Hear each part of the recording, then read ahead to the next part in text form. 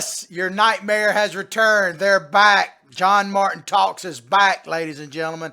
We had a brief test show yesterday, but today is number one show out of the box. So let me just start here by saying, welcome to John Martin Talks, where we battle ignorance and apathy daily. The growing ignorance of just how special this experiment we call the United States of America is, and the apathy that we can't or won't do anything everything to save her. Well, ladies and gentlemen, this is really our official kickoff of our first revitalized show, if you will. We have a brand new studio, as you can see, and I'll secret location, but rest assured that we're safe here. Me and Billy Bob Bass are safe here. We're going to be broadcasting to you live every day, Monday through Friday, from 8 to 5 on all the networks you're currently watching it on, and many others to come. So thank you so much for hanging in there with us. Thank you for your continued support. We're going to need even more of it as we move forward,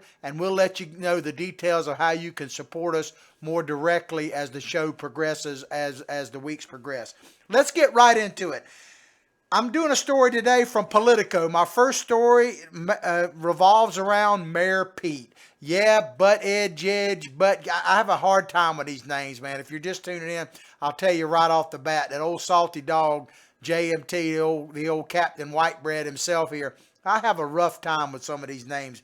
And Butthead is right at the top of the list. But this comes from Politico because Mayor Pete is in a bit of trouble. Just a wee bit of trouble. But it's some of it of his own making and the Democratic Party.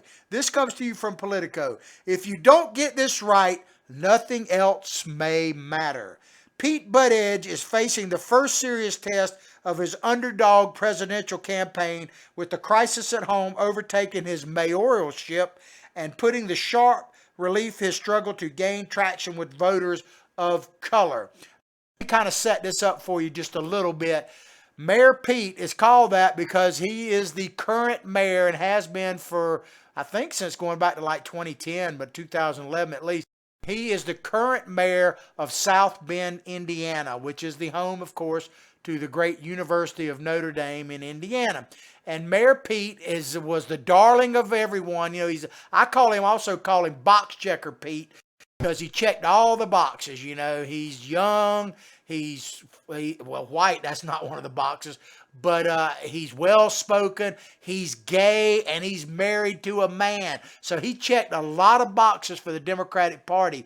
But one box he is having trouble checking is the racist box, because they're accusing Mayor Pete, fairly or not, of being racist. So, and what this involves is there was a shooting in South Bend, Indiana, that, of course, is a classic case now of a white police officer shooting a black suspect. And so that's what I don't understand about. We'll get into this in just a minute. Pete Buttigieg is facing the most serious test with underdog presidential campaign.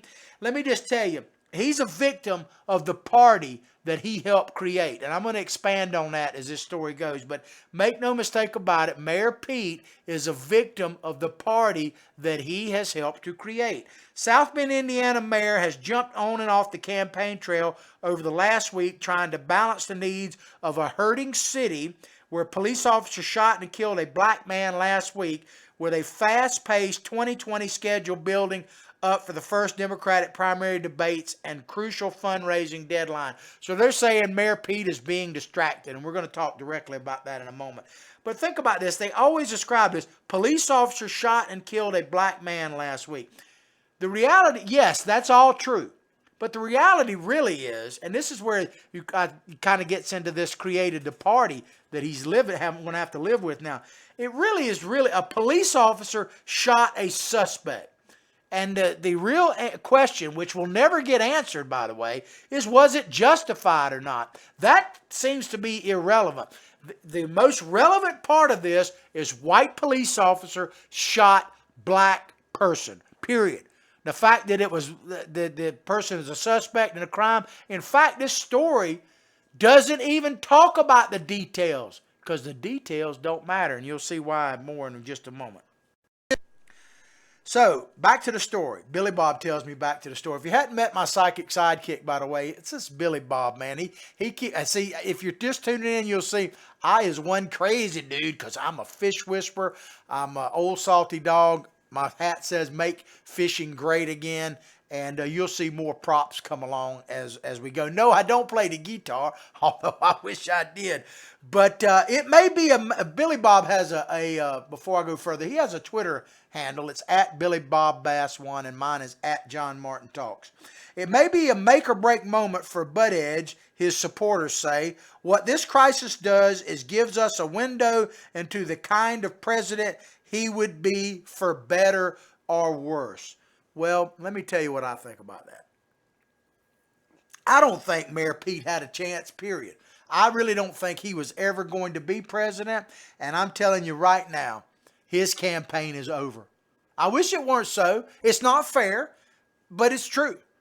Pete Buttigieg, you might as well say it, Mayor Pete, your campaign is officially over. You haven't made it so, but it's over. You're done. And I'd like to be wrong, actually, but I'm not.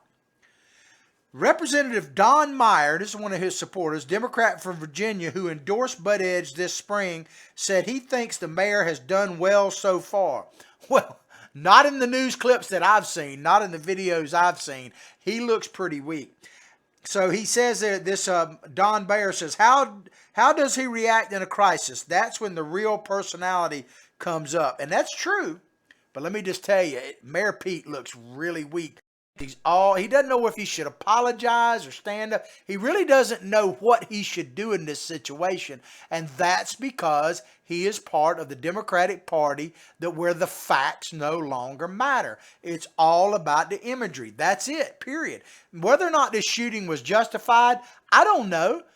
Doesn't matter, because it's a white police officer shot a black man. It doesn't even have to be a suspect. They don't even call the person a suspect. White police officer shot black man. Enough said. That's all that really matters. Buttigieg's schedule, so it's interfering with Mayor Pete's schedule as presidential candidate. He's only polling at about 7% before all of this happened. So, it's not like he was setting the world on fire. Although if you listen to the mainstream media, you would have think he was the second coming. And maybe he is, because he is, after all, a much better Christian than Mike Pence, right? Buttigieg's schedule over the past week illustrates his delicate balancing act. The mayor canceled policy rollout and fundraising trip to California to stay in South Bend last Sunday, meeting throughout the week with community leaders and attending a vigil for Eric Logan. This is the gentleman that was shot. Killed, but on Friday and Saturday, he pulled double duty. Let me just tell you, Mayor, you should have resigned, and this has really nothing to do with the shooting, although it's obviously going to be tied to you now. You should have resigned the moment you decided to run for president. There is no way you can actually run a presidential campaign and be the mayor of a town, even a small town. I was mayor of a little town called Hawthorne, Florida, and I can tell you that it's impossible. Like, I ran for county commissioner, and I did not run for re-election the first time I ran for county commissioner for the city commission, because I knew there was no way I could be fair to my constituents and split the time.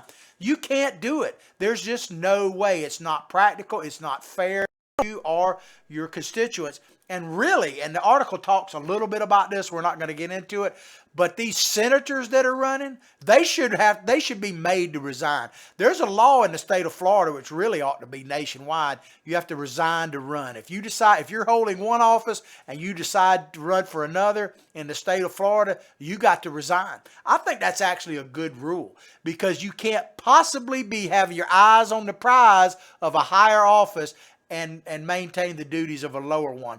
And think about these senators. All they use their Senate position for, we've been seeing it even before, like with Kamala Harris and Cory Booker on the Senate Judicial Committee. Before they even announced that they were running for president in the Kavanaugh hearings, they basically used their time to showboat and showcase themselves. Spartacus moment and all of that kind of stuff. It's not about right now. Do you really believe that any of the people who are running for office that actually have an office are doing it justice right now? I don't. So anyway, it's just one of my pet peeves. On Monday afternoon, Buttigieg left for Miami That's where the Democratic debates are going to start, I believe, tomorrow, man. Oh, God, South Florida, beware. The Democrats are coming. And it's going to be fun to watch those, and I'm looking forward to doing shows after them. I'm thinking about doing, like, the president's supposedly going to tweet the whole time they're out there. I thought about live streaming while they're on there, but we may or may not do that. On Monday afternoon, Buttigieg left for Miami, where he'll appear in a Democratic National Committee presidential debate on Thursday. Now, I'm wondering, will the moderators of this ask him any tough questions? The moderators of this debate on this? I suspect they're going to have to ask him at least something to have any credibility at all. But I just wonder, well, I guarantee you, let's put it this way, I guarantee you that the moderators of MSNBC and NBC that are hosting this debate, they're not going to ask they're not going to put too many of these people on the spot, really. Not like they would. That's why they don't want to have the Democrats on Fox News, because they might have a chance of actually having to answer a real question. Strategists warn that to emerge unscathed from the debates, Buttigieg must manage the concerns of the residents of his city. I don't disagree with that. Who have real questions, it says, about Buttigieg's handling of police accountability in the past.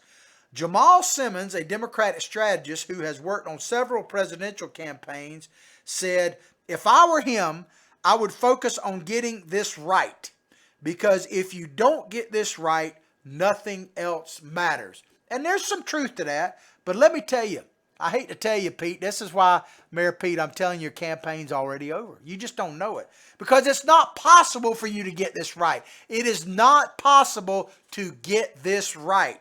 Think about the Michael Brown case. Remember the case in Missouri where they, or I guess in St. Louis, where you hold up, it says, "Hands up, don't shoot." It was in Ferguson, Missouri.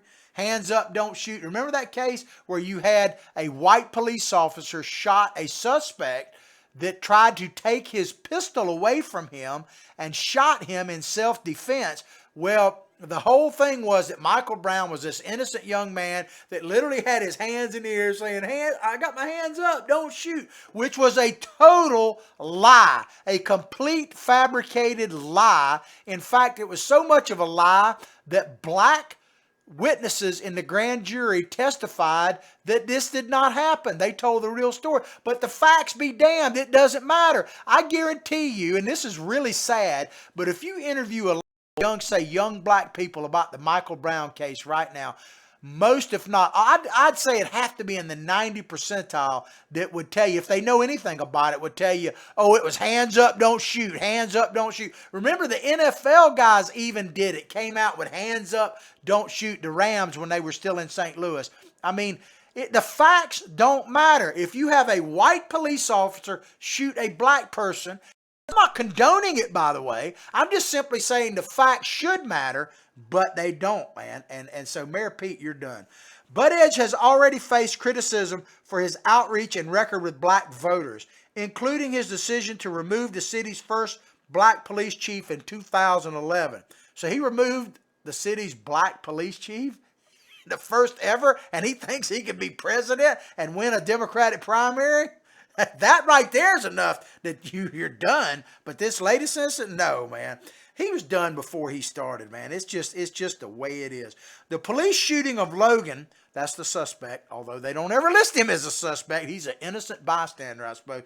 My understanding, and they don't even talk about the story, was this person was seen or reported to be like burglarizing some cars.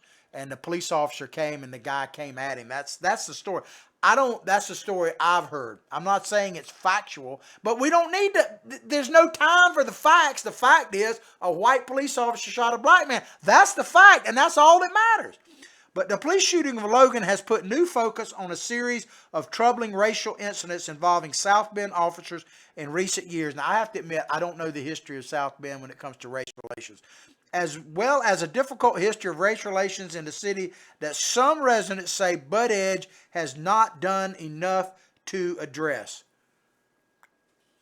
That may or may not be true. I really don't know. But let me tell you, there's nothing he can do at this point. I hate to tell you, Pete, there's nothing you can do because the facts don't matter. I wish I was wrong. I truly do, but I'm not. Trust me on this. Buttigieg has also triggered pushback in the other direction, talking about for police officers. On Monday, South Bend's Fraternal Order of Police released a statement saying Buttigieg has no way unified the community and charging that his focus on this incident is solely for political gain and not the health of the city he serves. I'm not sure that's true or not.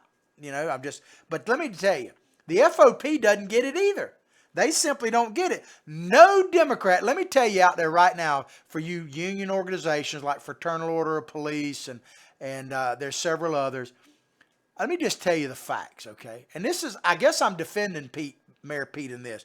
No Democrat can stand with police officers and survive in the Democratic Party, let alone a 2020 presidential primary. Let me just kind of restate that. There is no way one can hope to win the Democratic presidential primary for 2020 and be anywhere close to being pro-police officers. They can't even be neutral when it comes to police officers. It's not possible. It's just not. I wish I was wrong, but guess what? I'm not.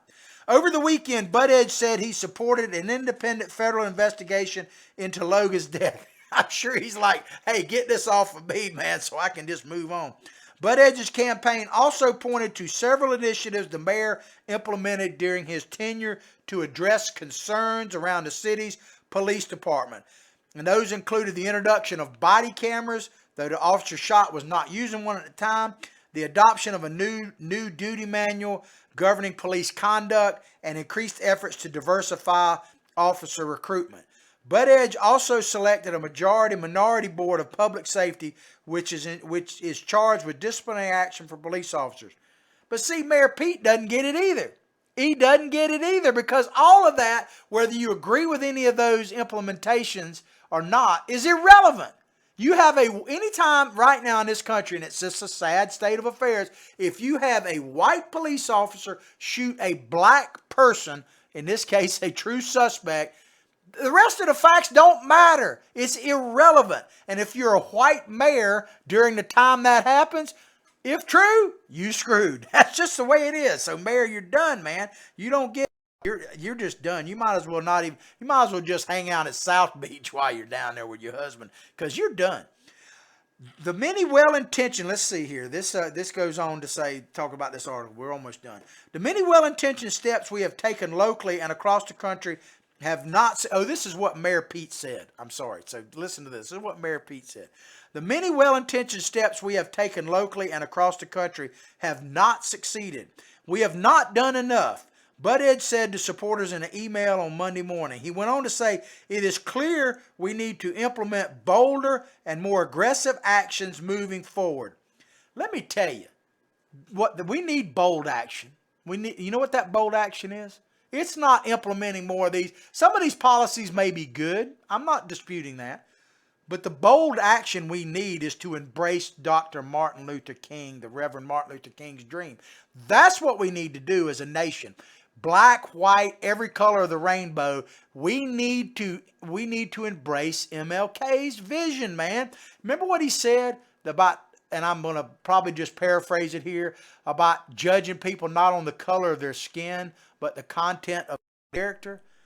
Sadly, but intentionally, the modern day Democratic Party, these are my words, is moving us in the other direction.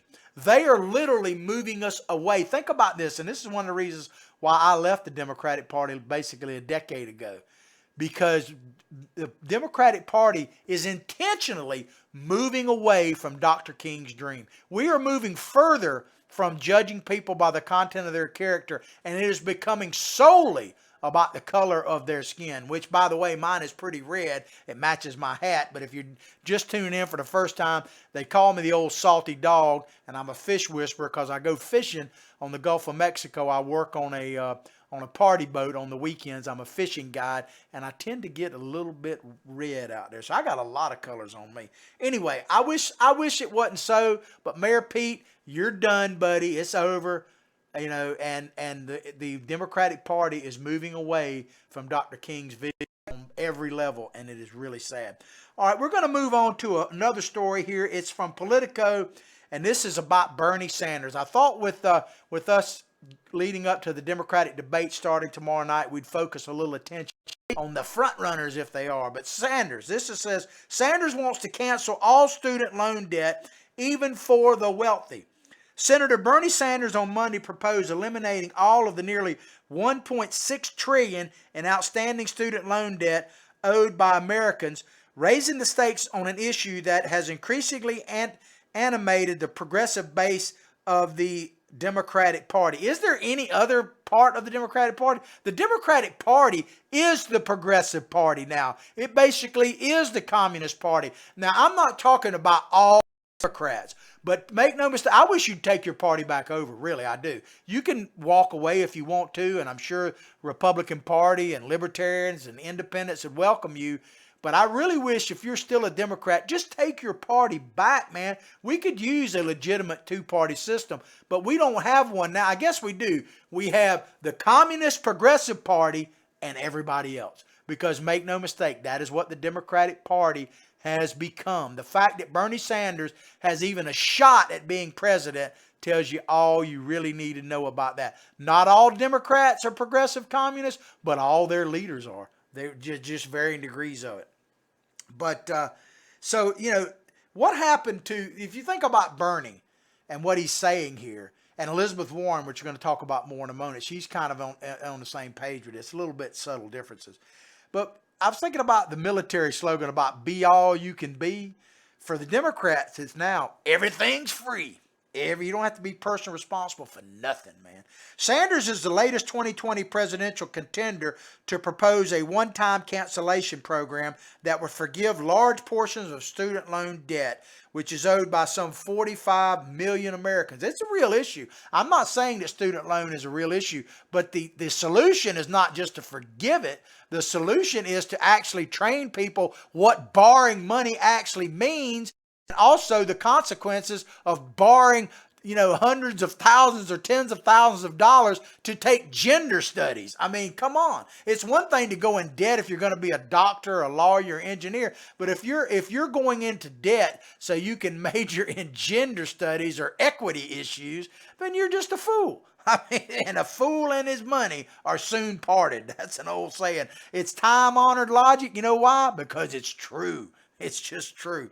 But his plan, talking about Bernie, is one released early. It follows one released earlier this year by Pocahontas. I call her Liawapa Elizabeth Warren, the whitest woman in America by her own paperwork, who called for forgiving $640 billion of student loan debt. So my question is, hey, if we're going to forgive student loan debt, why stop there?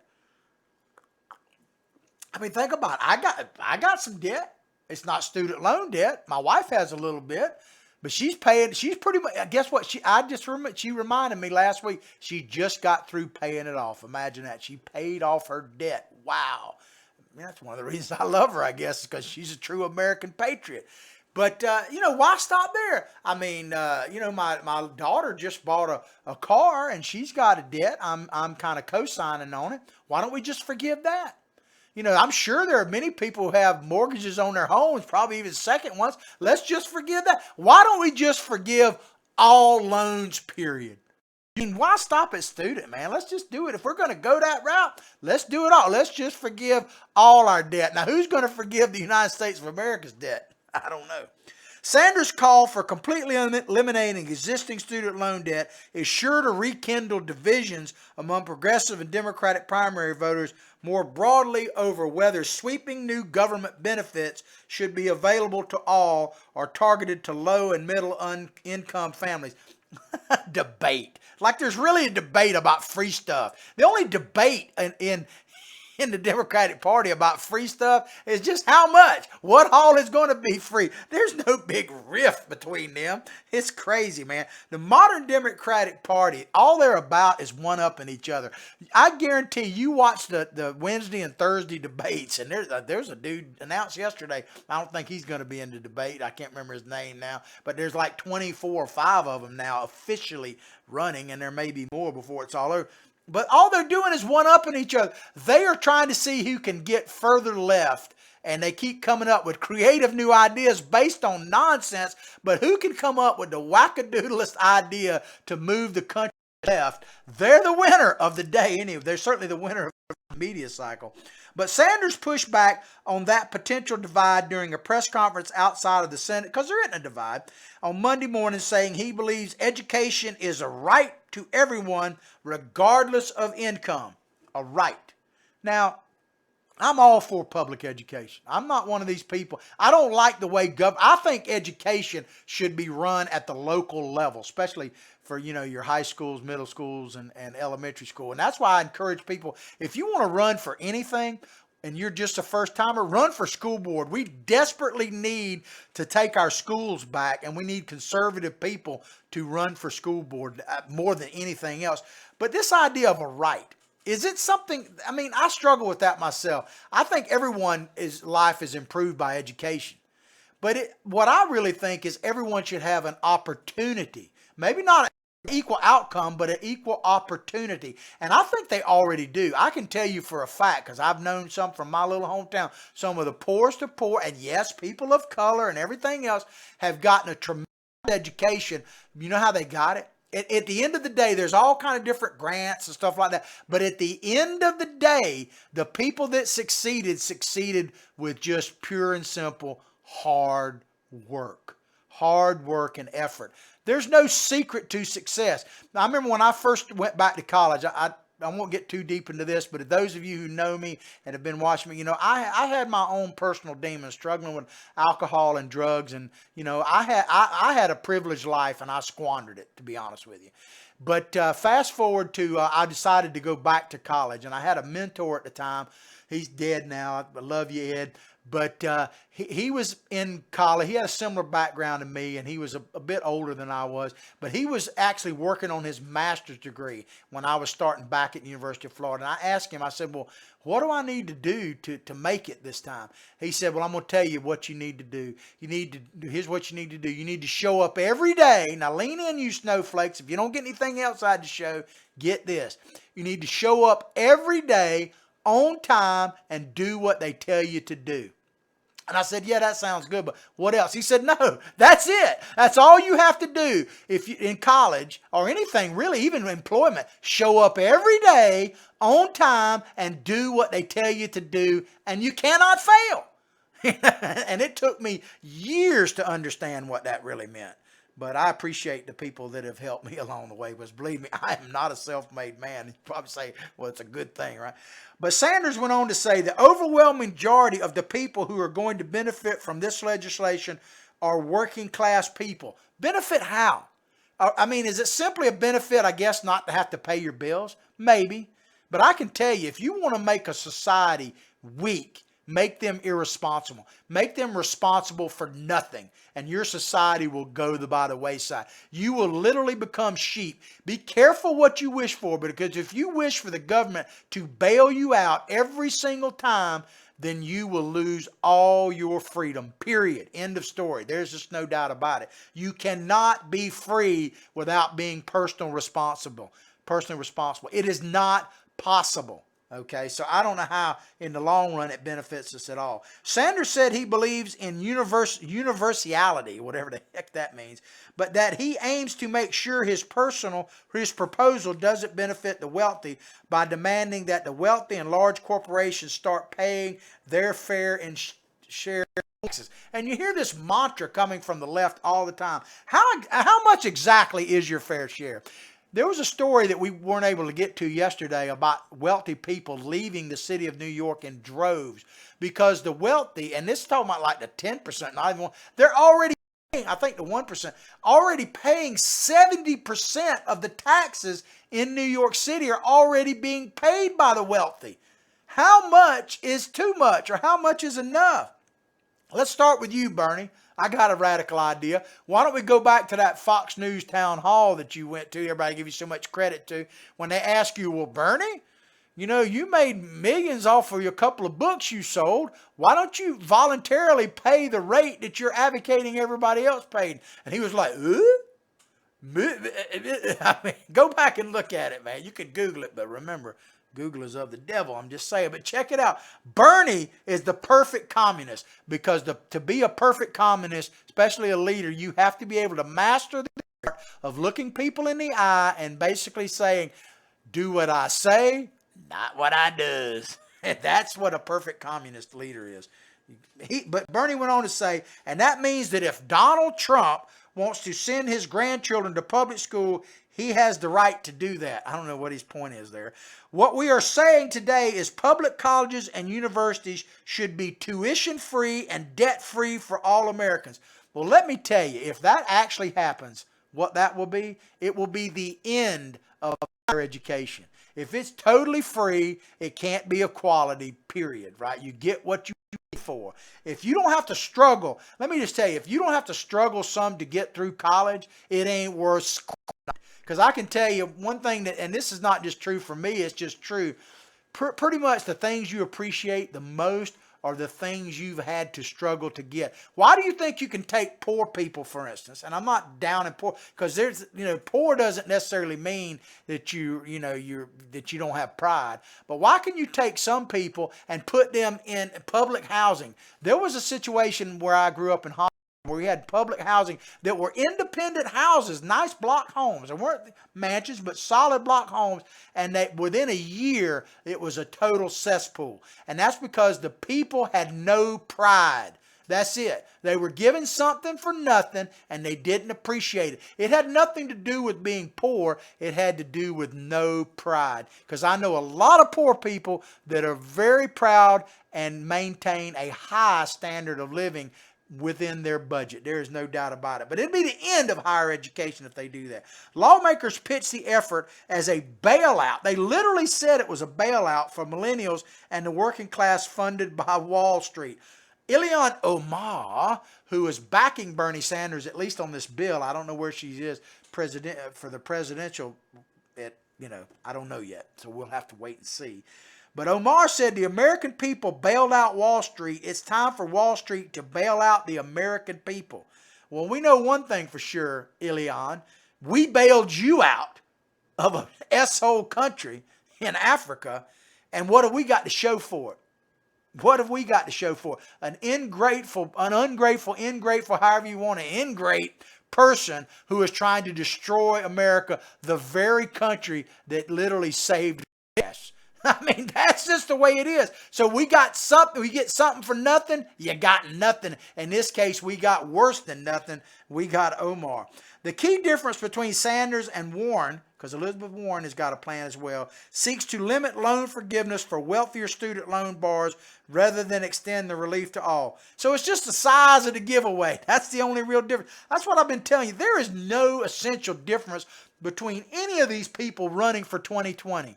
There is not a hill of beans difference. It's all about trying to one-up each other on free stuff and who can turn the hardest left and still win. That's what it's all about. Sanders would pay for his higher education by imposing, get this, a new tax on Wall Street transactions, so every stock transaction, which affects everybody who has a 401k, by the way, including stock trades, bonds, and derivatives. So you got a problem there. If you have a 401k, Bernie wants your money. His campaign said that taxes generate more than $2.4 trillion over the next decade, enough to cover the $2.2 trillion higher education plan. Let me just tell you, this is not even a prediction. It's just a fact. That ain't going to happen. I mean, if you pass these taxes, people will find a way to get around them through. They'll just start investing somewhere else. Especially if you think you're going to soak the rich. I hate to tell you, but the rich are rich because they're basically smarter than us in general. I'm not saying that every rich person, there are people who inherited a lot of money and stuff like that. But the old saying about how do you get a small fortune, start with a big one. If you don't have savvy, then you're not going to make it wealthy. I guarantee you, and this is an old saying, but it's true. If you take money away from the top 20%, give all their money away, let them start over, guess what? Within one generation, they'll have all that money back and more. Because there's a reason beyond just pure luck.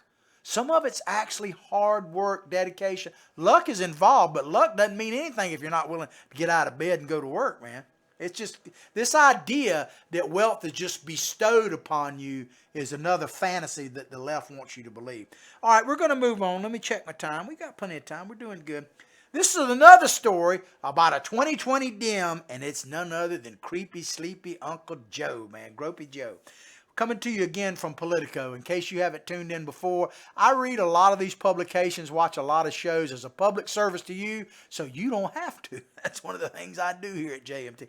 Always trying to help here at John Martin Talks. Oh, by the way, before I get into it, if you haven't gone directly to our personal Facebook page, John Martin Talks, liked it and shared it with others, please do so as soon as possible, because that way not only are you supporting us directly, but that's the way you get my comments on stories of the day, memes. I keep a lot of memes up there that you can like and share with other people. I'm very grateful for all of you listening, like on Citizens for Trump, Deployable Resistance, Media Measures, and others. And if you want to join our network, our family network, just all you got to do is inbox me. And one other little cleanup detail here.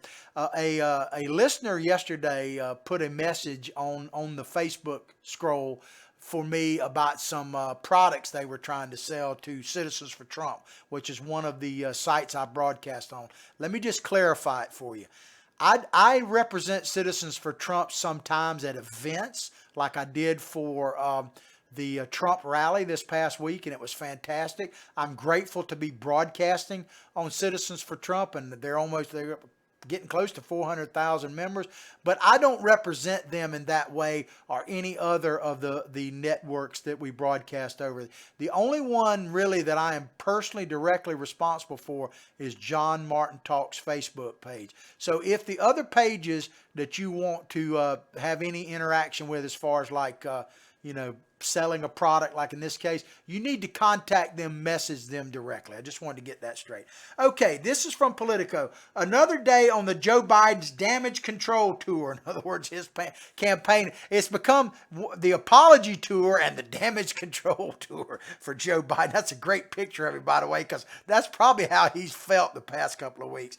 For 2 days in South Carolina, Joe Biden sought refuge in a state he likens to a second home. Getting tough out there, Joe. See, South Carolina, they just had their state convention. Now, he didn't show up to the one in California, but he was in South Carolina, man. And that's because he knows that whoever wins the Democratic primary is going to win California, hands down. I mean, but South Carolina is another story. It's probably going into the Republican column.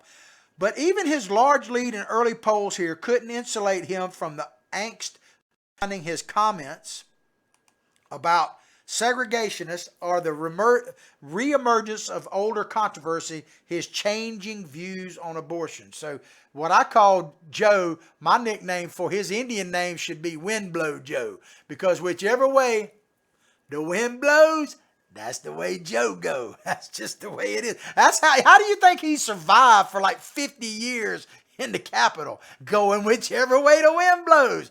That's how you become a senator for like 50 years, man. That's it. So if you're a young aspiring senator, let me help you. If you want to stay up there forever, just go with Blow Joe. Go whichever way it blows, baby. But so it says here that he's changing views.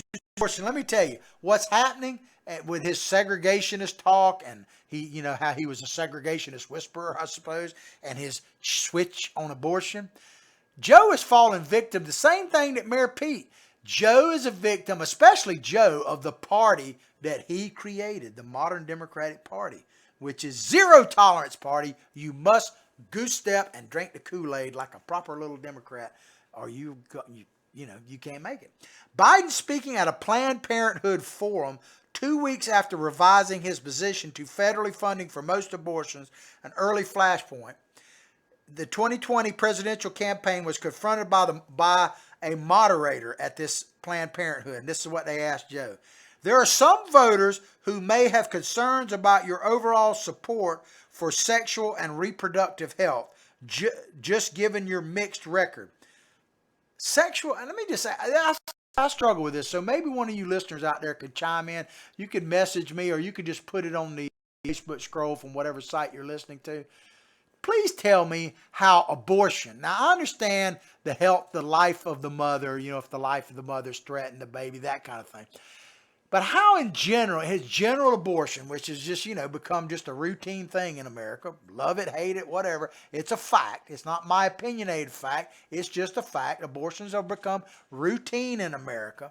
The only controversy really is how late a term they are. But how is abortion, just your average run-of-the-mill abortion, and I'm not trying to belittle it because, believe me, and I've said this before, but if I say it, it bears repeating. This is another thing I put on my Facebook page as well because I don't know, I don't understand this. I have yet to meet a young woman, or any woman for that matter, that having an abortion was something to celebrate. I yet to meet it. I've had some that don't necessarily have regrets, did what they thought they had to do, and to qualify myself, I worked as a drug counselor for 15 years with clients, men and women, and I can tell you I have dealt with this issue on a psychological level many, many times, and I have yet to meet a woman that celebrated abortion. They may be out there. I haven't met them.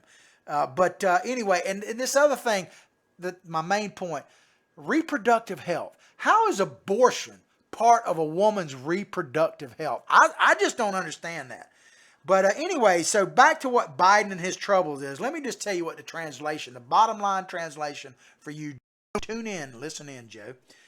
You haven't made us comfortable. This is what Planned Parenthood people are translating. They're saying, you haven't made us, talking about the abortionists, comfortable with your zeal for killing babies. In other words, you're not a big enough cheerleader. You're not down with the making them comfortable before we kill them. You need to get out there, Joe. It's not enough to just change your position willy-nilly. You got to get out front and be the grand marshal of the killing baby parade. You got to be like Mario Cuomo up in New York and just party like it's 1999 when they sign these abortion bills. That's what you got to do. You got to show some more zeal, Joe. I mean, that's just the way it is. Biden, while disputing his record on reproductive rights was mixed, so he disputed that, responded, "Let me explain what happened." And I guess he went on to talk about why he changed. Let me explain Joe Biden for you. When you got no principles, you can switch with the wind. Joe has zero principles. He doesn't have any principles at all. That's why I call him Windblow Joe. Because he puts his wind up. It ain't about the principle. He doesn't sit back and contemplate like, man, what would my dad have done? Or things like a lot of us go through. Well, how was I raised? All these kind of things. Like Billy Bob would tell me. He didn't have somebody like Billy Bob to get him back on track. That kind of thing. At Billy Bob Bass 1 is his Twitter following, by the way. But Joe, he's not burdened by principles. See, that's one thing about the 2020 Democratic field. And, I talked about being a perfect communist, but in order to be a perfect candidate for 2020 Democratic primary, you can't have any principles. If you're burdened by principles, you got no shot at all. So you just got to abandon all that and go where the wind blows. Go with Joe. So back to the article. So it was Biden, as he left South Carolina, his early state firewall still trying to repair the damage done from 2 missteps that are likely to surface again next week during the campaign's first debate. You think? I mean, to think that gaffing Joe could go, I'm surprised he went this long without a gaffe. So, I mean, trust me, Joe Biden, when it comes to gaffing, is the keeps on giving. And why I say it was a gaffe, he talked about that segregationist and all. The reason it's a gaffe, it's because he didn't need to say it. It's stupid to bring that up. I imagine if he owes an apology, I said this yesterday, I think, if he owes anybody an apology, it's his staff. He never should have brought that up. He volunteered that BS, man. But it goes on to say that together, the episodes talking about Joe's abortion and segregationist, the episodes are serving as a reminder that significant elements of the former vice president's record and the political era that birthed them have fallen out of step with the whole swaths of the Democratic Party. Let me just sum that up. The party of JFK is dead, man. It's dead. I wish it weren't so. And what I'm talking about principally is his famous line when he says, "Ask not what your country can do for you, but what you can do for your country." That who was one of the heroes of the Democratic Party, JFK, I'm going to say it one more time for you snowflakes out there. Ask not what your country can do for you, but what you can do for your country. And put that anywhere in the Democratic Party and see where there's any match. It's not even close. In fact, it's the opposite. It's all about the new mantra is in it for me. Because you hear people all the time saying this, and they're talking about, you know, back to like the butt get story. You know, you hear people, and not all black people, let me just put that flat out. Not all black people say this. But you see different groups, gay, black, Hispanic, they'll make the statement, well, what has such and such done for me? And whenever I hear that, man, I kind of cringe, because it's not about that. That is not what American government is supposed to be. That is not what a constitutional government is supposed to be. It is to protect the rights of the individual and give them the ability to be whatever God gifts gave them the best they can be. That's what it's about. It's about personal responsibility. It's not about any group saying, what has government done for me? The great thing that Donald Trump has done is he's given opportunity for all. He's not guaranteed you a damn thing. He's guaranteed you, if anything, you got a shot, brother. Make it happen. And that's really what America is about. The American dream is not the guarantee of happiness. It's the pursuit of happiness. Your chance to actually have a shot at it. That's what it is. So all this time, when you start, I mean, JFK's words always ring to me. And the saddest part about it is they're just not a part of the Democratic Party anymore. I wish they were. If they were, maybe I'd still be a member of it. But that alone drove me out. But here's this person, Gilda Cobb Hunter, an influential South Carolina state lawmaker. That's what the article said. It's talking about Biden. He still has support among a demographic that is older and more familiar with him. But urged Biden to apologize for his remarks about segregationists. But for newer voters, there are questions about his apparent failure to just apologize and move on. Now that's right there. That's the problem. He needs to apologize and move on. Apologize for what? Now, if he's a gaff, he's gaffing all. You know what he's got to apologize? To the current state of the Democratic Party that fears the truth, that is all about the big lie. You know, South Carolina is way a high percentage. I think it's like 55% are African Americans in the Democratic Party. So that's why the people kowtow and all that to black voters. But let me just tell you, and let me speak directly to black voters out there. And I'm not telling you to support Trump unless you want to on the merits of it, but believe in the big lie. This controversy over Joe Biden shows everything you need to know about it, okay? He's got two big controversies, right? He spoke about segregationists that he was working with, and he spoke about abortion, okay? Let me just tell you like it is. This is not just my opinionated fact. It's just fact. All those segregationists, especially the ones that Biden was talking about, they're all Democrats. They always have been. The segregationist party is the Democratic Party. Period. End of story. The party of slavery, of Jim Crow, and everything that is anti-black in America is the Democratic Party. I'm not saying the Republican Party is all that in a bag of chips. They got their own problems. But make no mistake, the party of anti-black, of discrimination, Jim Crow, whites only, slavery, all of the above is the Democratic Party. And switch over to the abortion issue. The abortion clinics, when they first really got started and Planned Parenthood led the way, were purposely put in adjacent to black communities. More black babies, for instance, are aborted right now, whether you like the abortion issue or not. This is a sad fact to me. More black babies are aborted in New York City than are born. And that is on purpose. Okay? So if you go back and read the history of the lady that founded Planned Parenthood, and you will see that she was as racist as possibly come.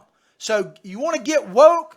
I don't say you got to support Donald Trump, but get woke to the facts that the Democratic Party is the party of slavery, oppression, and they just want to keep you down. They want to split everybody up, get them all pissed off, find a common boogeyman, in this case Donald Trump, and unify you that. It is not about bringing anybody together. It is simply about the power base They have been taken over. The Democratic Party of segregationists has now been taken over by the progressive communists.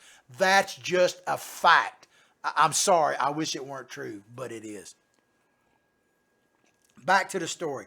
His supporters, talking about Biden, hosted Biden signs onto mechanical lifts in the state's capital city, and he spoke at the convention Saturday. He told a sea of Democrats he has never been more optimistic about this country. Well, he's got no shot then, right? So first of all, how many of his supporters were actually there? He says, we ought to pick our heads up, Biden said. But how? How can you possibly feel strong about this country's future and believe in the Democratic message? How can you possibly lift your head? Because at the core of the Democratic message is, guess what? We suck.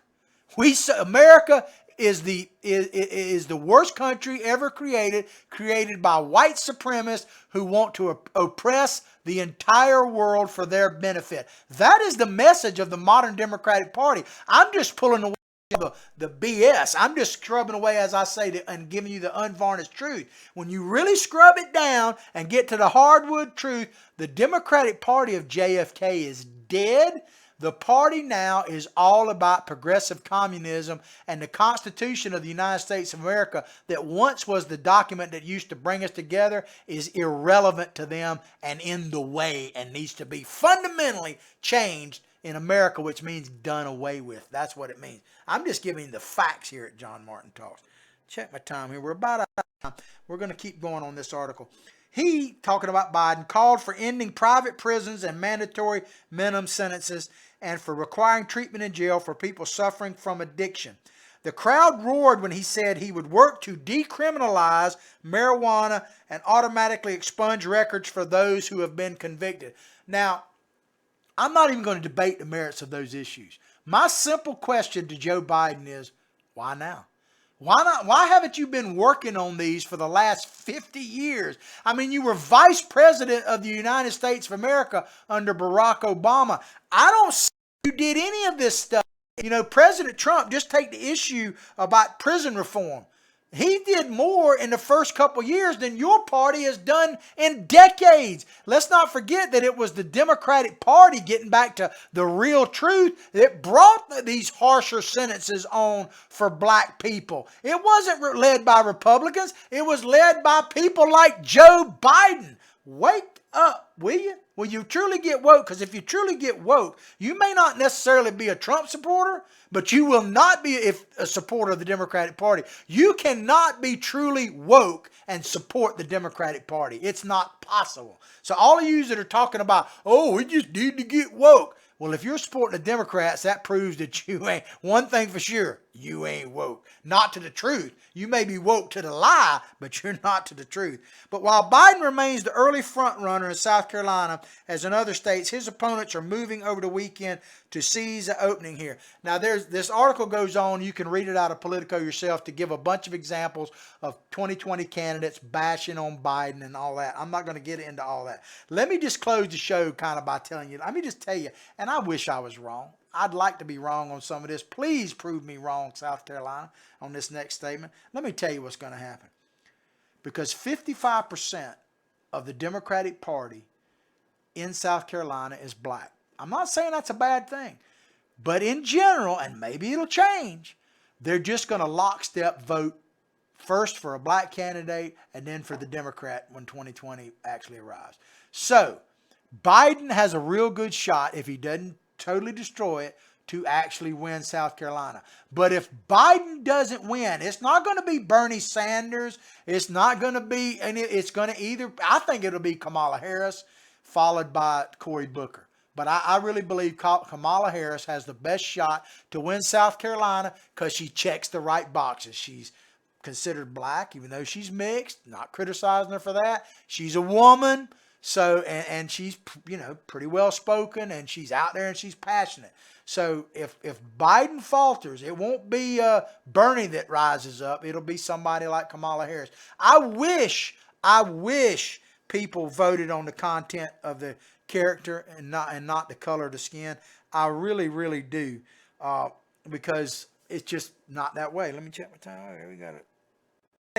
4 more minutes here. So let me just care of this part right here.